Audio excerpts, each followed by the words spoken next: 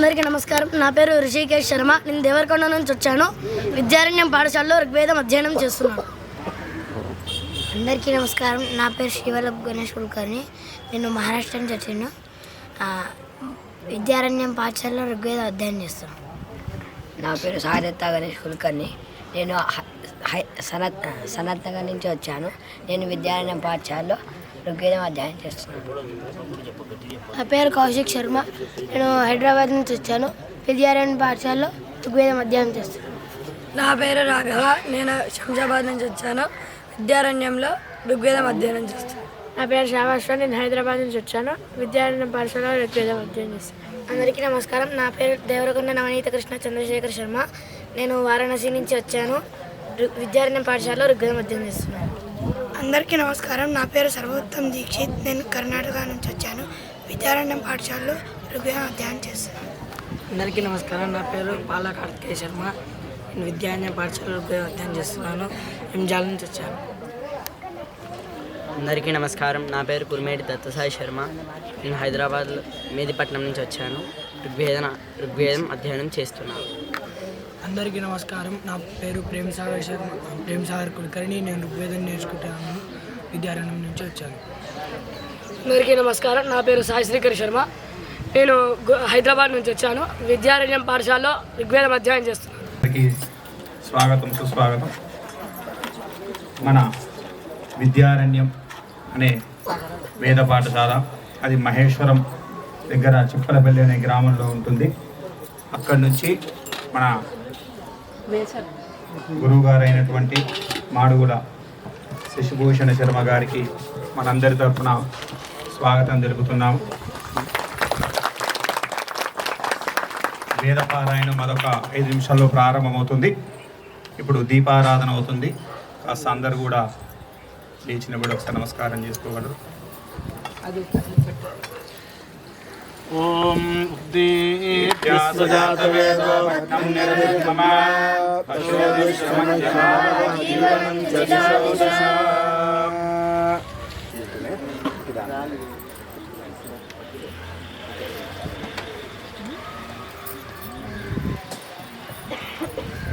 అందరూ కూర్చోండి.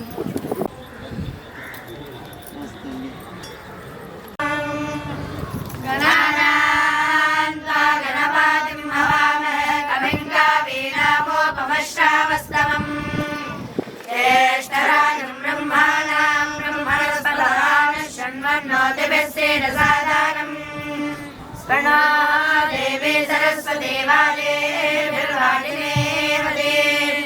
धीनामावित्र्यावतु वेदवादस्य वर्तने मरो विश्वस्य बृहदः वेदाये अध्यासाते श्रीवेदपुरुषाय नमः. श्रीगुरुभ्यो नमः. हरिः ओम्.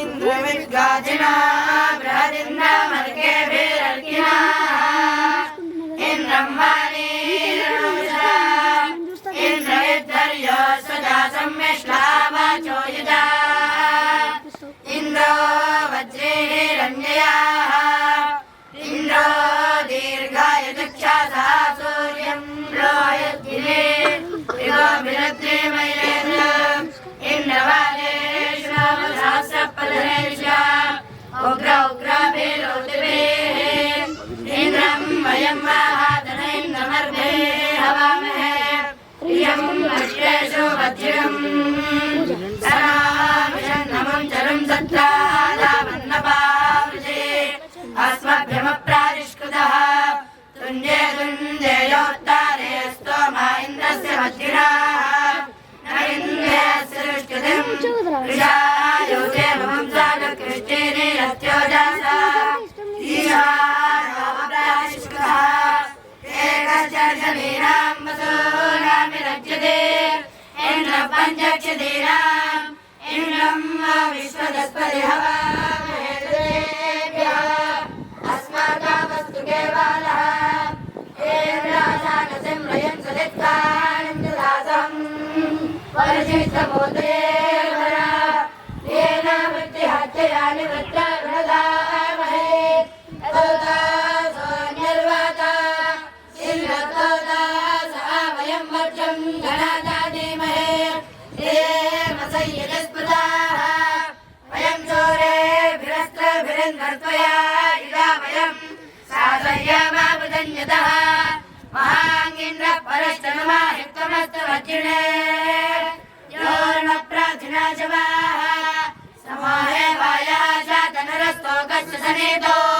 विप्राजो वादियायवाः यक्कोच्चिस्सो महारावसमुद्रे वमिन्वादे उर्वेरापो न काकुदाः देवार्यस्य सोनुता विरक्षे गोमादे महे पक्वाचा कानदाशिषे देवाहि देवभूतय उदया इन्द्रमावारं नयशस्वदः सङ्गोमादिन्द्रवादावदस्मे प्रतिष्ठवो बृहत् विश्वायद्धे यक्षीदम् अस्मे देष्टवो बृहद्युम्नन्दास्सदामम् इन्द्रदारति नीरिषाः वसोरिन्द्रं वसोपजङ्गे भृग्नन्दारिक्रियम् ॐ गन्धारमूदे सुदेशु देन्यो गदे भृद्यो हदे दरे इन्द्राय सोषवर्चदे वत्सानमारो हद्भोर्य स्पष्टकर्तम् तदिन्द्रोत्तरार्धविद्याः तवामलं ज्योतिग्रहिष्ठादो अजिरः नयतारो दासे उभेरो गायमानमिन्दाधः सर्वतेरपसङ्गास्मभ्यं ध्वने आशकर्णश्रुदेहवन्दो नित्यदृश्यमे गिराः इन्नस्तोमाविनम्माविश्वायिनश्चिरन्तारम् विद्वाहित्वा विशस्य होमहोदिन्ताः सदा तामाम् आदोनायन्द्रमोषिमन्नसानः सुतं पेवा नव्यमाय प्रचोदिरग्रेधाः सुधामिषम् परिदायर्वयोगिरा इमा भावन्त विश्वदाः विद्धाय मनवद्धायोदिष्टाः भोञ्जनिष्ठायः इन्द्रं विश्वावेमधन्तमद्रव्यासङ्गिराः अधीतामं रथेनां वाजानां दत्तानिं बलिं सख्येता इन्द्रवादिनो माभे मदससदे कामभिप्रणोनुमोदेता रमपाराजुतम् ओर्वेमावगुणया तदपावगतिभूते देवाव्यावाः उपायज्ञम् अविष्टानः समस्तवाः नाभारकायत्ते ननवेसा प्रेम वीरवादेमिषम् अग्ने सूरेण शोचिषा विश्वाविद्देवभूतिभिः इमं सोमं दिशस्तु नः सुसामिद्धो न आवादेवाग्ने अविश्वादे ओदपावदयक्षीत अदो वन्दते देवाङ्गीर्यावाः अद्योतामनविदा सुनीतबर्हिरा निजग्धदमष्टं मनीषिणः यत्तामृतस्य चक्षाणम् विश्वायन्तामृतामृतोद्धारो देवीराधस्यदाः अनद्यानूनं च यत्तावे न घोषासा सुपेशासास्मिन् यज्ञो भगवये उदन्नो भरिरासदे ताजो जिह्वाउ भगवये होता राधेव्यागमे यज्ञन्नो यक्षगामिमम् इलासरक्तये महे निश्रो देवीर्मायो भुवाः। ఈరోజు మీతో కలవడానికి ఈ వేదికని మా కోసం క్రియేట్ చేసినందుకు ధన్యవాదాలండి.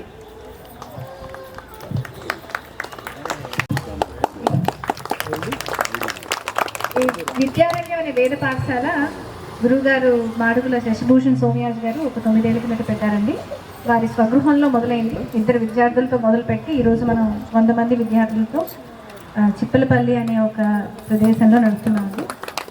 ఈ పాఠశాల యొక్క విశిష్టత ఏంటంటే, అంటే యూనిక్నెస్ ఏంటంటే, మనకి వేద విద్యతో పాటు పిల్లల్ని ఫార్మల్ ఎడ్యుకేషన్ కూడా చెప్పడానికి ఇక్కడ ప్రొవిజన్ ఉంది.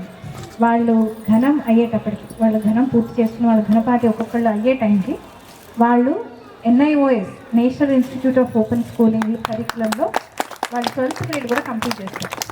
దీంతోపాటు గురువుగారు ఇంకా మనం మాట్లాడుకున్న దాని గురించి అని చెప్తారు.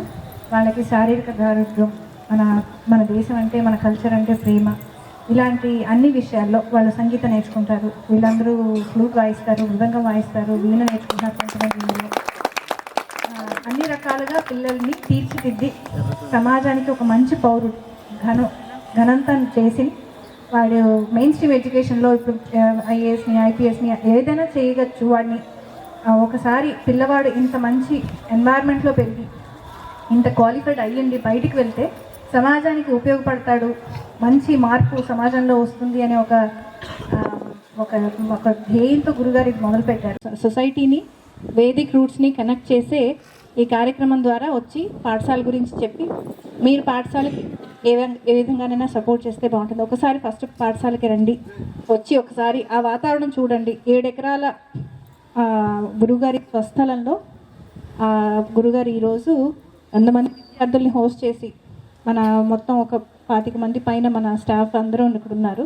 అది ఈజీగా జరగలేదు. మనం ఒక ఇల్లు నడపడానికి తలకు మూలకలు అవుతూ ఉంటాం. అలాంటిది 100 మంది విద్యార్థులను పెట్టుకుని వాళ్ళ బాధ్యత తలకెత్తుకొని 7 ఎకరాల స్థలంలో ఆయనకున్నదంతా అక్కడ పెట్టి ఆయన సంపాదన దాని మీద పెట్టి నా అదృష్టం బాగుండి నన్ను ఒక కార్యకర్త తీసుకెళ్లారు. అక్కడికి తెలిసింది, చాలా మందికి తెలియకపోవచ్చు కదా. అందుకని మేమే సమాజం దగ్గరికి వెళ్ళి ఇక్కడ ఒక పాఠశాల ఇలా నడుస్తోంది, మీరు చూడండి, వేద ధర్మాన్ని రక్షించడం మనందరి ధర్మం, వేదాన్ని ముందుకు తీసుకెళ్ళడం మనందరి ధర్మం. సో మనకి తల కాస్త అలా చేయాలి అనే ఉద్దేశంతో ఇలాంటి ప్రోగ్రామ్ని మేము అన్ని చోట్లకి వెళ్ళి చేయడానికి ప్రయత్నిస్తున్నాం. సో ఇప్పుడు గురుగారు మాట్లాడతారు, వారి భావాలు పంచుకుంటారు, ఆయన ఎందుకు పెట్టారు, ఆయన జర్నీ అంతా చెప్తారు. సో ఆయన 4 మాటలు వినండి. చల్లని పిల్లగాలి, మంచి కార్యానికి ప్రకృతి సహకరిస్తుంది అనడానికి ఒక నిదర్శనంగా ఉంది ఈ వాతావరణం అంతా. మనమందరం భారతీయులం అనే మాటకి కొంచెం మనం వ్యాఖ్య చేసుకుంటే భాయాం రతాహ భారతాహ అని వ్యాఖ్య చేస్తారు. భా అంటే వెలుగు, జ్ఞానం అని చెప్తారు. వెలుగు కోసం నిరంతరం శ్రమించేవాళ్ళు, తపించేవాళ్ళు, జ్ఞానం కోసం నిరంతరం శ్రమించేవాళ్ళు, తపస్సు చేసేవాళ్ళు ఉండే స్థలం భారతీయులది. భారతము అంటే అది అర్థం. ఏమిటి వెలుగు, ఏమిటి జ్ఞానం? వెలుగంటే దీపం వెలిగిస్తే చీకట్లో కనిపించని వస్తువులు కనిపించినట్లుగా, అజ్ఞానంతో కనిపించని విషయాలని జ్ఞానంతో కనిపించేటట్లు చేసేటువంటి విషయం, అంతే కదా. అలాంటి అపూర్వమైన విషయాలని మన ముందు చాలా అద్భుతంగా ఉంచి శాశ్వతమైన సత్యంగా చెప్పేటువంటి ఒక అద్భుతమైన వరం, మన సొత్తు, అది వేదం. ప్రపంచం రచింపబడింది ఓ 15,000 సంవత్సరాల క్రితం అంటూ వేదాలని ఓ 15,000 క్రితం కానీ, ఓ 20,000 సంవత్సరాల క్రితం కానీ, ఓ 1,00,000 సంవత్సరాల క్రితం కానీ చెప్తూ ఉంటారు సాధారణంగా. కానీ మనం మన పంచాంగం లెక్క ఉంది కదా, మనందరికీ పంచాంగ శ్రవణం తెలుసు. అనేక మహాయుగాలలో ఒక మహాయుగంలో కలియుగంలో ఉన్నాం. ఈ యుగం గురించే మాట్లాడుకుంటే, ఈ మహాయుగం గురించే మాట్లాడుకుంటే ఇప్పటికీ మనకి ముందు ఒక 5,000 సంవత్సరాల క్రితం, 5,130, 140 సంవత్సరాల క్రితం ద్వాపర యుగం అయిపోయింది. ఆ ద్వాపర యుగం యొక్క నిడివి ఎంత అంటే సుమారుగా 8 లక్షల సంవత్సరాలు. అంటే ఏమైంది, ఇక్కడి నుంచి ఒక 8 లక్షల సంవత్సరాల 8,05,000 సంవత్సరాల క్రితం ద్వాపరం మొదలైంది. దానికి ముందు త్రేతాయుగం ఉంది. ఆ త్రేతాయుగం యొక్క ప్రమాణం ఎంత అంటే 12 లక్షల సంవత్సరాల ప్రమాణం. అంటే ఇక్కడి నుంచి ఒక 20 లక్షల సంవత్సరాల క్రితం త్రేతాయుగం మొదలైంది. ఏమండి, ఈ మహాయుగం సంగతి మనం మాట్లాడుకుంటున్నాం. దానికి అంటే కలియుగానికి 4 రెట్లు 16 లక్షల సంవత్సరాల నిడివి కలిగింది కృతయుగం. అంటే 20 + 16 36 లక్షల సంవత్సరాల క్రితం ఇప్పుడు నడుస్తున్న మహాయుగం నడుస్తోంది. ఇలాంటి మహాయుగాలు 72 అయితే ఒక మన్వంతరం. అంటే ఏమిటి అర్థం? 36 లక్షలు × 72. ఇలాంటివి 7 మన్వంతరాలు అయిపోయినాయి. ఎన్ని లక్షల సంవత్సరాలు, ఎన్ని కోట్ల సంవత్సరాలు? మన వాళ్ళు ఏం చెప్తారంటే 192 కోట్ల సంవత్సరాలు ప్రస్తుతం ఉన్నటువంటి ఈ భూమి తెలుస్తుంది. 192 కోట్ల సంవత్సరాలు ఉంటుందిట. సరే, ఇదంతా మన శాస్త్రాలు చెప్పిన మాట మేము ముందు పెట్టాను. ఎన్ని సంవత్సరాలు అన్న సంగతి పక్కన పెడితే, ఈ భూమి మీద భారతదేశంలో ఒక 10,000 సంవత్సరాల క్రితం నుంచి, ఒక 20,000 సంవత్సరాల క్రితం నుంచి, ఒక 50,000 సంవత్సరాల క్రితం నుంచి కాశీ ఉంది, రామేశ్వరం ఉంది, అవునా? త్రేతాయుగంలో నిర్మించిన ఆ సేతు ఉంది, రామసేతు ఉంది కదా. ఇలా మనం మాట్లాడుకుంటే ప్రపంచంలో ఏ జాతికి లేనంత పురాతనమైనటువంటి సంస్కృతి మనకున్నది. మనం ప్రపంచం మొత్తానికి, ఇక్కడ చూడండి, అమెరికాలో దువ్వినా దేవాలయాలు బయటకు వస్తున్నాయి, ఈజిప్టులో దువ్వినా దేవాలయాలు బయటకు వస్తున్నాయి, ఆఫ్ఘనిస్తాన్లో దువ్వినా దేవాలయాలు బయటకు వస్తున్నాయి. అంటే ఏమిటి అర్థం?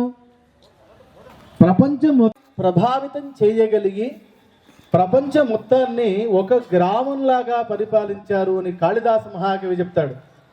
రఘువంశ మహాకావ్యంలో దిలీప చక్రవర్తి మొత్తం ప్రపంచాన్ని, భూమండలం మొత్తాన్ని ఒక్క గ్రామంలాగా పరిపాలన చేశారు.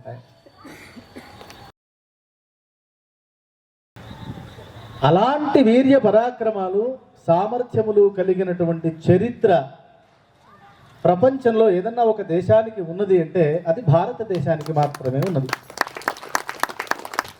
ప్రపంచం మొత్తంలో ఒక మంచి రాజు ఉదాహరణ చెప్పండియా అంటే రాముడే చెప్తారు, రామరాజ్యమనే అంటారు. ఎక్కడికి వెళ్ళినా రామరాజ్యం గురించి మాట్లాడాల్సిందే తప్ప ఇంకొకటి లేదు. ఉదాహరణ, ప్రపంచం మొత్తానికి మంచి రాజు, ప్రజలని కన్నతండ్రిగా పరిపాలించగలిగిన రాజు అంటే ఎవరి పేరు అంటే రాముడు అంటారు. ఆ రాముడిని ఈ దేశం ఇచ్చింది, అంతే కదా. ఒక మంచి కొడుకు ఎవరయ్యా అంటే రాముడు. ఓ మంచి అన్న అంటే ఎవరు అంటే రాముడు. ఓ మంచి భర్త అంటే ఎవరు? రాముడు. అవునా కదా? అంటే అలాంటి ఒక అద్భుతమైన గుణశీలము కలిగిన వ్యక్తిని సమాజానికి అందించినటువంటిది మన వేద భూమి. సగర మాంధాత్రాది షట్చక్రవర్తుల అంకసీమల నిలిపి నట్టి సాధ్వి అని ఒక మహాకవి ఈ భరతమాతను కొనియాడతాడనమాట. అమ్మా, నీ ఊళ్ళో ఎంతటి గొప్ప మహాత్ములు నీకు పుత్రుడిగా పుట్టారమ్మా, ఎంతటి వాళ్ళని నీవు కన్నావు తల్లి, ఎంతటి వాళ్ళని పెంచి పోషించావు, ఎంతటి విజ్ఞానాన్ని ప్రపంచానికి నీవు అందించావమ్మా అని ఒక మహాకవి భరతమాతని కొలుస్తాడనమాట. అంతటి మహా పరాక్రమవంతమైనటువంటి విజ్ఞాన భరితమైన ఐశ్వర్య సంపన్నమైన సుశీల సంపన్నమైన జాతి మన జాతి. ఒకసారి ఒక భూమి ఒకరు అమ్మేశారట, ఒక ఆయన కొన్నాడట. ఆ కొన్న ఆయన తవ్వుతూ ఉంటే దాంట్లో లంకె బిందెలు దొరికాయి. లంకె బిందెలు దొరకంగానే ఆయన తీసి ఆ అమ్మిన ఆయన దగ్గరికి వెళ్ళి, ఇదో చూడయా, నీ భూమి నేను కొనుక్కున్నాను, మరి దీంట్లో లంకె బిందెలు దొరికాయి, ఈ లంకె బిందెలు నావి కావు, నీవి, నువ్వు తీసేసుకో అన్నట్ట. ఇచ్చి ఏం మాట్లాడుతున్నావు, బుద్ధుందా నీకు? ఒకసారి నీకు అమ్మిన తర్వాత దాంట్లో ఉన్న ఆ భూమి లోపల ఉన్నది పైన ఉన్నది అంతా నీదే, నువ్వే తీసుకో అన్నట్ట. ఆయన పెద్ద పంచాయతీ వాళ్ళిద్దరికి, నాకొద్దంటే నాకొద్దని. ఆ ఇద్దరు కలిసి రాజుగారి దగ్గరికి వెళ్ళారట. మాకు ఈ పంచాయతీ తేల్చండి కొంచెం అంటే ఎంతసేపటికి వాళ్ళ తేలట్లేదు. ఇక వాళ్ళిద్దరూ కలిసి ఏమన్నారు, అయ్యా రాజా నువ్వు తీసేసుకో, ఇప్పుడు అదేగా జరుగుతుంది, ఇప్పుడు భూమిలో ఏదైనా దొరికితే రాజుదేగా అన్నారు. వాళ్ళిద్దరు అన్నట్ట, నువ్వు తీసుకో రాజా. చిచ్చి నేనేం తీసుకుంటానా, అంటే ఎంత అంటే సంపద ఎప్పటికీ మన జాతి యొక్క ముఖ్య ఉద్దేశం కానే కాదు. మనకి పూజ్యులు పరమ పూజ్యులు అంటే త్యాగధనులు మనకి పరమ పూజ్యులు తప్ప శ్రీమంతం ఎప్పుడు మనకి టాప్ ప్రియారిటీ కానే కాదు. సత్యమేనా కాదా? మీరందరూ ఒప్పుకుంటారా లేదా? సత్యమేనా? ఈ భావన, ఇలాంటి భావనే ఒక 20-30 సంవత్సరాల క్రితం వరకు ప్రతి ఇంటిని ప్రభావితం చేసింది. ఓ 30 సంవత్సరాల క్రితం వరకు మనం మాట్లాడొచ్చు. ఉమ్మడి కుటుంబాలు, సంపాదన ప్రధానం కాని ధర్మ ప్రధానంగా జీవించేటువంటి కుటుంబాలు, పెద్దలు, కుటుంబం కోసం సుఖాన్ని త్యాగం చేసేటువంటి వాళ్ళు. మనందరి కుటుంబాల్లో అలాంటి వాళ్ళని మనం అందరం చూసాం కదా. క్రమంగా మనం ఏం మాట్లాడతాం? మన యొక్క బలహీనతలకి, పరాజయాలకి వాడెవడో కారణం అంటాము. అది తప్పు. మనం అవకాశం ఇస్తేనే ఏమైనా చేస్తాడు. మన మహోన్నతమైన మన పరంపరని మనం కాపాడుకోవడంలో మనం విఫలమైనాము అని మనం అంగీకరించి తీరాలి. అంగీకరించాలా వద్దా? ఏమండి? ఎలా సాధ్యమవుతుంది మళ్ళీ అంటే మళ్ళీ తపస్సు ద్వారానే సాధ్యమవుతుంది. ఈ సమాజాన్ని వేదము ద్వారా, శాస్త్రము ద్వారా, ఇతిహాసముల ద్వారా, మహాపురుషుల యొక్క చరిత్రల ద్వారా నడిపించేటువంటి ఒక మేధా శక్తి కలిగిన మహాగణం ఒకటి నిస్వార్థ బుద్ధితో సమాజంలో పనిచేయాల్సినటువంటి అవసరం ఉన్నది. ప్రతి ఊళ్ళో 4 మంచి మాటలు చెప్పేటువంటి పెద్దలు ఉండేవాళ్ళు. స్వార్థం కోసం కాదు, ధర్మం కోసం. నాయనా ఇది తప్పు, ఇది ఒప్పు అంటే నేను ఒక వ్యక్తిగా వేదము, వేద సందేశం సమాజం మొత్తానికి అందించాల్సినటువంటి ఒక కర్తవ్యాన్ని పెట్టుకుని నాకు చేతనైనంతలో మంచి విద్యార్థులని తపస్సుతో కూడినటువంటి జీవన విధానంతో వాళ్ళు బాల్యాన్ని గడిపి మంచి విద్యలు నేర్చి వీరులై జ్ఞానులై సమాజాన్ని సేవించాలి. నేనేం చేస్తున్నానంటే తల్లిదండ్రులని ఇప్పుడు మీ కాలనీ నుండి మన విద్యారణ్యంలో 3 విద్యార్థులు ఉన్నారు. మీ కాలనీ నుండే రమాశంకర్ గారి అబ్బాయి ఉన్నాడు, నరేంద్ర శర్మ గారి అబ్బాయి ఇక్కడే ఉన్నాడు, వీళ్ళ అన్నయ్య గారి అబ్బాయి గారు ఇక్కడే ఉన్నాడు. సార్ లేవండి, మీ 3 లేవండి. ఏదో ఈ 3 కూర్చోండి. నేను తల్లిదండ్రులను ఏమడుగుతున్నానంటే మీ పిల్లవాడిని 7వ ఏట నా చేతిలో పెట్టండి, 17వ ఏట మీ చేతిలో పెడతా. ఈ 10 ఏళ్ళు మీ దగ్గర ఉంటే మీరు ఏం చేస్తారు? 17వ వయసు ఉన్న విద్యార్థిని ఇంటర్మీడియట్ చేయిస్తారు మీరు. నేను ఇంటర్మీడియట్ చేయించి మీ చేతిలో పెడతా. అంతే కదా? మీరు కార్పొరేట్ స్కూల్లో ఎలా ఎంత విలువైన విద్యని చెప్పించగలరో అంత విలువైన విద్యను నేను చెప్పిస్తా ఉచితంగా. ఫీజు తీసుకోను, అడగండి వాళ్ళని. వాళ్ళ దగ్గర నేను ఫీజు తీసుకోను. వాళ్ళకి భోజనం, చదువు అన్నీ ఉచితంగా. ఈ 10 సంవత్సరాలలో ఆ ఇంటర్మీడియట్తో పాటుగా ఘనాంతం అధ్యయనం చేయిస్తా. ఏమండి? వాళ్ళకి కొంచెం సంగీతం నేర్పిస్తా, వాళ్ళకి యుద్ధ విద్యలు నేర్పిస్తా. శరీరం గట్టిగా ఉండాలి కదా. వీళ్ళందరూ కర్రసాము చేస్తారు, వీళ్ళందరూ కలరియపట్టు చేస్తారు, వీళ్ళందరూ సంగీతం నేర్చుకుంటారు, వీళ్ళందరూ పాటలు పాడతారు, దేశభక్తి పాటలు పాడతారు, వీళ్ళందరూ సుభాషితాలు చెప్తారు, వీళ్ళందరూ ఉపన్యాసాలు చెప్తారు. ఇప్పుడు నేను మాట్లాడుతున్నాను కదా, ఇప్పుడు మైక్ ఇస్తే వీళ్ళలో ప్రతి ఒక్కడు నాలాగా మాట్లాడగలరు, నాకన్నా బాగా మాట్లాడగలరు. సమాజాన్ని మార్గదర్శనం చేయడానికి వేదవాడిని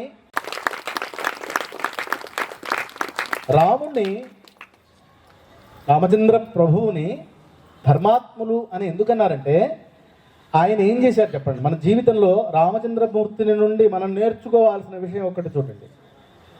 ఆయన దేవుడండి, ఆయన చేయగలిగాడు, నేను చేయలేను అంటే తప్పది, మనం తప్పించుకున్నట్లు. ఆయన ఎప్పుడూ తన అభిప్రాయాన్ని ముందు పెట్టలేదు, ధర్మాన్ని పెట్టుకున్నాడు. అది తనకి సౌకర్యమా అసౌకర్యమా అని ఎప్పుడూ చూడలేదు. అందుకు అంటే ధర్మము, వేదము ఏది చెప్పిందో, ధర్మం ఏది చెప్పిందో దానిని తూచా తప్పకుండా పాటించారు. అలా పాటించగలిగినటువంటి వాళ్ళని మనం వందల మందిని, వేల మందిని తయారు చేసి ఈ సమాజానికి అందించాలి అనేటువంటి ప్రయత్నంలో గత 9 సంవత్సరాలుగా 2 విద్యార్థులతో మొదలుపెట్టి ఈరోజు 100 మంది విద్యార్థులు, ఇంకొక 3-4 సంవత్సరాల్లో 500 మంది విద్యార్థుల వరకు వెళ్ళాలి అనే లక్ష్యంతో నాకు చేతనైనంత కర్తవ్య భావంతో, నేనేమి త్యాగం చేశానని కానీ, నేనేదో సహాయం చేశానని కానీ నేను చెప్పను. ఎందుకంటే మన మహాత్ములు, మన ఋషులు, మన మునులు వాళ్ళు చేసిన త్యాగాల ముందు మనం చేసే పని ఎంత? వాళ్ళు వాళ్ళ జీవిత సర్వస్వాన్ని ఈ ధర్మ రక్షణ కోసం కాపాడారు. ఏ సౌకర్యాలు లేని సమయంలో కరెంట్ ఎక్కడిది, రోడ్లు ఎక్కడివి, ఫోన్ ఎక్కడిది, ధనం ఎక్కడిది, తిండి ఎక్కడిది? తినడానికి తిండి కూడా లేని సమయంలో ధర్మాన్ని ఆచారం చేశారు, ధర్మాచరణ ఆ సమయంలో చేశారు. మన దాకా మన ధర్మాన్ని, మన వేదాన్ని తీసుకొచ్చారు. వాళ్ళు అంత కష్టకాలంలో ధర్మాన్ని ఆచరించగలిగితే ఇంత సుఖకాలంలో మన తాత ముత్తాతల కన్నా మనం బాగున్నాం కదా, ఒప్పుకుంటాం ఆ మాట లేదా? మన తాత ముత్తాతల కన్నా మనం బాగున్నామా లేదా? బాగున్నామా లేదా? మరి ఇంత బాగున్నప్పుడు మన తాత ముత్తాతలు చేసిన దానికన్నా ఎక్కువ చేయాలి కదా. మన దాకా తీసుకొచ్చినటువంటి దీన్ని ఇంకా బలపరిచి సమాజానికి మనం అందించాలి కదా. మనకు ఆ కర్తవ్య భావన ఉండాలి కదా. ఆ కర్తవ్య భావనతో నేను చేయగలిగినంత చేస్తున్నా. నేనేమీ శ్రీమంతుడిని కాదు. ఇలాంటి పనులకి ప్రభుత్వం సహకారం కూడా ఉండదు, మీకు తెలుసు కదా. ఎవరు ప్రభుత్వం? ప్రజలే ప్రభుత్వం. అందుకని మీ దగ్గరికి వచ్చాను. ఇలాంటి పాఠశాలలు జిల్లాకు ఒకటి ఉండాలి. ఈ సమాజం దాన్ని పోషించాలి అని అనుకున్నప్పుడు మాత్రమే సాధ్యమవుతుంది. మీ అందరినీ విద్యారణ్యానికి ఒక్కసారి రండి, సమయం చూసుకుని. మీకు సుమారుగా ఒక 50 నిమిషాల దూరంలో ఉంది. విద్యారణ్యానికి రండి. మనం పురాణాల్లో, ఇతిహాసాల్లో విన్నట్లుగా అడవిలో ఉంటుంది. మహావృక్షాలు, 100 సంవత్సరాల పురాతన వృక్షాల నీడలో పిల్లలు చక్కగా చదువుకుంటారు. వాళ్ళు ఈత కొట్టడానికి ఒక కొలను ఉంది, చిన్నదోటి తయారు చేశాను నేను. ఆడుకోవడానికి ఒక 3 ఎకరాల ఆట స్థలం ఉంది. వీళ్ళు సేవించడానికి, వీళ్ళని పోషించడానికి 60 గోవులు ఉన్నాయి.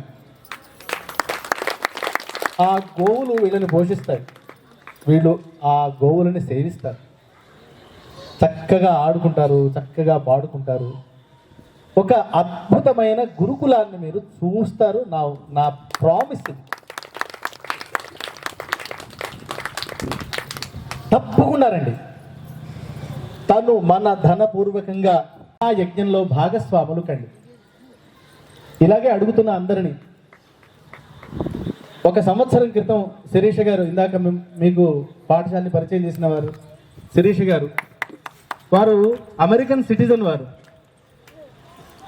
వాళ్ళ అబ్బాయిని షణ్ముఖ శర్మ గారు ఒక ఉపన్యాసంలో అన్నారట, వేద సేవ కోసం ₹1 కోటి ఇవ్వమంటే ఇస్తారు కానీ వాళ్ళ పిల్లవాడిని ఇస్తారా అని అన్నారట. ఆ మాట వారి హృదయానికి తగిలింది. సంకల్పం మొదలైంది. వెతుకుతూ 1 సంవత్సరం క్రితం నా దగ్గరికి వచ్చారు. 2022 డిసెంబర్ 29వ తేదీన వచ్చారు. తెలుసుకున్నారు. ఒకరోజు 2 గంటలు మాట్లాడారు, కొంత అవగాహన వచ్చింది. తర్వాత మళ్ళీ ఒకసారి వచ్చారు. ఒక 4 రోజుల తర్వాత మళ్ళీ 3 గంటలు ఒక పెద్ద లిస్ట్ రాసుకొచ్చారు క్వశ్చన్స్ అన్ని. నా మీదకి ఆ ప్రశ్నల శరాలన్నీ వదిలారు, సంతృప్తి పడ్డారు. 3వసారి వచ్చారు, ఇంకా ఇంటరాగేట్ చేశారు నన్ను. చేసిన తర్వాత వారు ఒక మాట అన్నారు, ఏమండి నా ఈ తరువాత జీవితం మొత్తం విద్యారణ్యానికి, నా కొడుకుని విద్యారణ్యానికి సమర్పిస్తున్నా అన్నారు. వాడు ఇలా పుల్లలాగా ఉంటాడనమాట, బక్కప్రాణి, పొట్టోడు. వాడికి సమంగా తెలుగు రాదు, వాడు రాదు. వాడు ఇప్పటికీ ఇప్పుడు సంవత్సరం అయింది వాడికి. ఇప్పుడు ఆ మాటలు మాట్లాడటానికి వాడికి మెల్లిగా ప్రయత్నిస్తున్నాడు. వాడు ఏమాత్రం వసతులు లేని ఆ వాతావరణంలో ఉంటూ, ఆ తల్లి ఉంచుతూ, ఆవిడ కూడా అక్కడే ఉంటూ 2 గదుల్లో, నేను ఇక్కడే ఉంటాను గురువు గారు, నాకు చిన్న ప్లేస్ చూపించండి, రెడీమేడ్ హౌస్ తీసుకొచ్చి పెట్టుకుని ఉంటాను అన్నారు. ఉండండి అన్నారు. 1 నెలలో వేసేసుకున్నారు. వారి అబ్బాయి చిన్నవాడు మైక్రోసాఫ్ట్లో ఉద్యోగం చేస్తున్నారు. ఇప్పుడు కూడా చాలా పెద్ద ఉద్యోగి వారి కింద సుమారుగా 500 మంది వారికి రిపోర్ట్ చేస్తారు. అంత పెద్ద ఉద్యోగం వారిది. అంత పెద్ద ఉద్యోగం ఉండి నేను ఈ బ్రాహ్మడు పాపం అల్పప్రాణి, చాలా శ్రమ పడుతున్నాడు, ఈయనకు కొంచెం సహాయం చేద్దాం అని వచ్చాడు. వచ్చి రాగానే అంత యోగ్యులు వచ్చిన తర్వాత మళ్ళీ మనకి భేషజాలు ఎందుకండి, ఈ పాఠశాలని మీరే నడపండి అని వారి చేతిలో పెట్టేశాను. సంవత్సరం నుండి వారు శ్రమ పడుతూ ఇలా ధర్మసేతు కార్యక్రమాల ద్వారా, ఇంకా అనేక కార్యక్రమాల ద్వారా సమాజాన్ని, పాఠశాలని ఏకం చేసే పని చేస్తున్నారు. ఎందుకు వారి ఉదాహరణ చెప్తున్నానంటే, ఈరోజు ఇలాంటిది ఒకటి అవసరం, దానికోసం సర్వస్వం త్యాగం చేయాలి అనేటువంటి వాళ్ళు మన ముందున్నారు. అలాంటి వాళ్ళు శ్రమ పడుతున్నారు. వాళ్ళకి కుడి భుజం ఎడం భుజం అవ్వాలి, మన బలం తోడవాలి.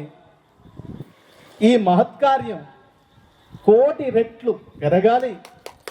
ప్రపంచంలో ఉన్న ప్రతి సమస్యకి వేదం పరిష్కారం ఇవ్వగలదు. మనం విశ్వసించాలి, మనం ఉద్యమం చేయాలి. ప్రపంచాన్ని నాశనం చేద్దాం అనుకునేవాడికి బోలెడంత పట్టుదల ఉంది. సర్వే జనా సుఖినో భవంతు, సర్వేపి సుఖినః సంతు, సర్వే సంతు నిరామయాః, సర్వే భద్రాణి పశ్యంతు, మా కశ్చిత్ దుఃఖభాగ్ భవేత్. ఒక్కడు కూడా ఆయాస పడకూడదు అన్నది వేదం. ఆ వేద హృదయం ఎంత గొప్పది! అంత గొప్ప వేద హృదయాన్ని ప్రపంచము మొత్తానికి చాటి చెప్పాల్సినటువంటి బాధ్యత భారతీయులుగా మనందరికీ ఉంది. ఈ విద్యారణ్యము అనే మహాయజ్ఞంలో మీరు కూడా భాగస్వాములు అవ్వాలని సాదరంగా ఆహ్వానిస్తున్నాను. ఏం చేయగలరు నిర్ణయించుకోవాల్సింది మీరు. పరమాత్మ మీకు ఇచ్చినటువంటి శక్తిని, అది ఏ శక్తి అయినా సరే, ఎలా అయినా సరే, మీ శక్తి ఈ మహత్కార్యంలో గోసేవ రూపంలోనా, వేదసేవ రూపంలోనా, విద్యాసేవ రూపంలోనా, శ్రమ రూపంలోనా, మీ ఇష్టం. కానీ మీరందరూ ఈ మహత్ కార్యంలో భాగస్వాములు కావాలి. భగవత్ స్వరూపులైనటువంటి మీ అందరినీ చేతులు జోడించి ఆహ్వానిస్తూ ముగిస్తాను. నమస్తే.